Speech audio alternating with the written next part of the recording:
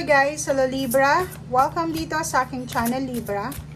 Alamin natin kung anong messages, vibration, gabay energy para sa iyong lahat Libra. Ito ay general reading, so pwede kang makaresonate Libra. 2 cards. Queen of Water, Queen of Cups, and pareho siya. Wow! Libra, ang galing. So kung makikita mo dito, nandito yung stability para sa peace and harmony and balance. Emotional para sa'yo. Lalaki or babae, nandito yung mag-asawa na king and queen ng water cups. Okay? So, nakikita natin dito, especially kung may asawa ka, may boyfriend, may girlfriend, stable relationships, stable na kung emotional na pamumuhay. Nakikita natin dito na sobra kang at peace. 'Di ba? Pwedeng makatagpo ka ng or pwedeng relationship pwedeng mag-asawa, mag-boyfriend, girlfriend, parents, siblings or kung ano po man na susuportahan ka sa kung ano man itong gusto mong gawin, Libra. Isang sitwasyon na sobrang safe, relationship na sobrang solid, and maraming gustong tumulong sa'yo. Maraming gustong magbahagi ng kanilang suporta sa'yo. Okay? And nakikita natin dito na sobrang parang siguro kailangan ka ng kapamilya mo sa next 6 months na to. Okay? But make sure na wag nating masyadong i-prioritize yung ibang tao kaysa sa sarili natin. Kasi itong Queen of Cups na to, may mga pagkakataon na nagsasacrifice ka para sa sarili mo, and then binibigay mo lahat sa mga tao sa paligid mo. So yun ang kailangan mong iwasan.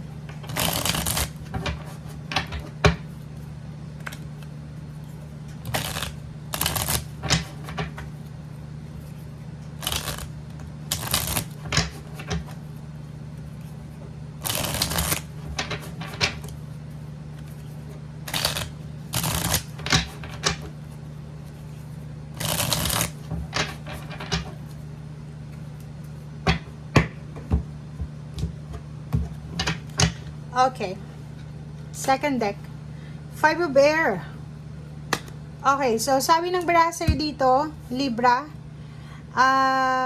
if ever may hihingi sa'yo ng tulong for the next 6 months, make sure na reassess mo yung situation. 'Di ba? Kasi baka masobrahan ka ng responsibilidad, baka masobrahan ka ng pagbibigay sa ibang tao na hindi mo na nakikita na kailangan mo rin pala ng tulong. Parang ganun. 3 of Fire. Kung ano man to Libra na hinihintay mo, goals, expansion ng dreams, manifestation, posibleng parating na siya. So, may paparating sa buhay mo, Libra, na pwedeng magdala sa'yo ng sobrang stability, abundance, and prosperity. Lalo sa relationship. So, nakikita natin ang focus ngayon is sobra sa relationship. May relationship na magsisimula, may relationship na parang reconciliation ng relationship. Mayroong mga magkakapamilya na pwedeng magkabati-bati, reconciliation. And sa work din, pwedeng may babalikan na trabaho. Okay? Nakikita natin may magbabalik eskwela, may magfo-focus sa kanyang business, sa kanyang trabaho, and sobrang busy. Doon siya nakafocus sa kung ano yung kailangan niyang bigyan ng pansin sa ngayon. Okay? Sobrang magiging masipag, sobrang magiging focus, and at the same time, sobrang magiging diligent siya, responsible sa kung ano man ang ginagawa niya sa ngayon. Diba? Sabi ko sa'yo. So, etong 8 of Earth or 8 of Pentacles plus etong 10 of Wands, it's a manifestation card na sobra kang magiging busy.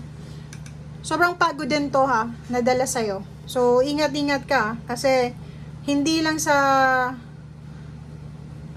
dahil sa gusto mo, pero wala kang choice dito eh. Kailangan magpaka-busy, kailangan maging masipag. Ang dami-daming balita, chismis, or new information, confirmation na pwedeng magdala sa'yo ng new beginnings.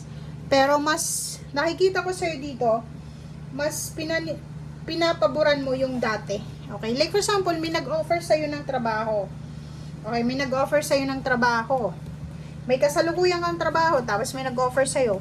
Ino-offeran ka ng mataas na posisyon, mataas na sweldo, pero mas pinili mo yung dati mong trabaho. Bakit?